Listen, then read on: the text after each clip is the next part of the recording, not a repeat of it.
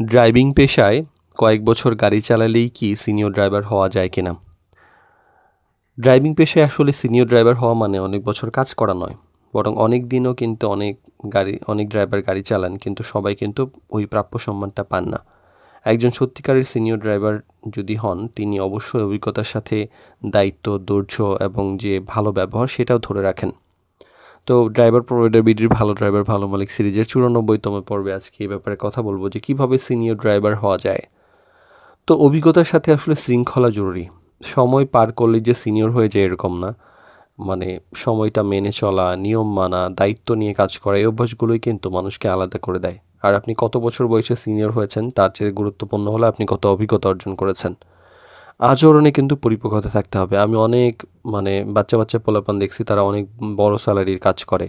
Senior driver মানে যে আসলে ছোটদেরকে সম্মান করা, রাগ নিয়ন্ত্রণ করা, সমস্যা হলে শান্ত থাকা। কারণ মানুষ অভিজ্ঞতার সাথে পরিপক্কতা আশা করে। আর নতুনদের সাহায্য করার মানসিকতাও কিন্তু রাখতে হবে। যিনি সত্যিকারের সিনিয়র তিনি অবশ্যই তার কাজ নিয়েই পড়ে থাকেন না, বরং যারা জুনিয়র আছে শিখতে চান সেখানেও নতুন ড্রাইভারদেরকে গাইড করেন, অভিজ্ঞতা শেয়ার করেন, যদি হয় ধরিয়ে দেন ভদ্রভাবে। আর সব পরিস্থিতিতে কিন্তু পেশাদার থাকা জরুরি। একজন সিনিয়র ড্রাইভার চাপের সময় মাথা ঠান্ডা রাখেন, অপ্রয়োজনীয় তর্কে যান না, সম্মান বজায় রেখে কথা বলেন। আর শেখা কখনো বন্ধ করেন না।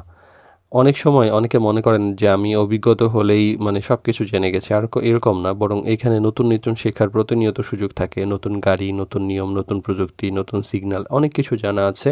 এগুলো গুরুত্বপূর্ণ।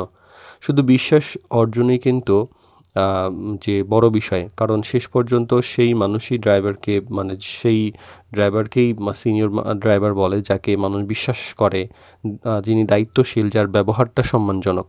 তো সিনিয়র হওয়া মানে যে শুধু পুরনো হওয়া নয়, বরং সিনিয়র হওয়া মানে অভিজ্ঞতার সাথে সম্মান এবং বিশ্বাস অর্জন করা।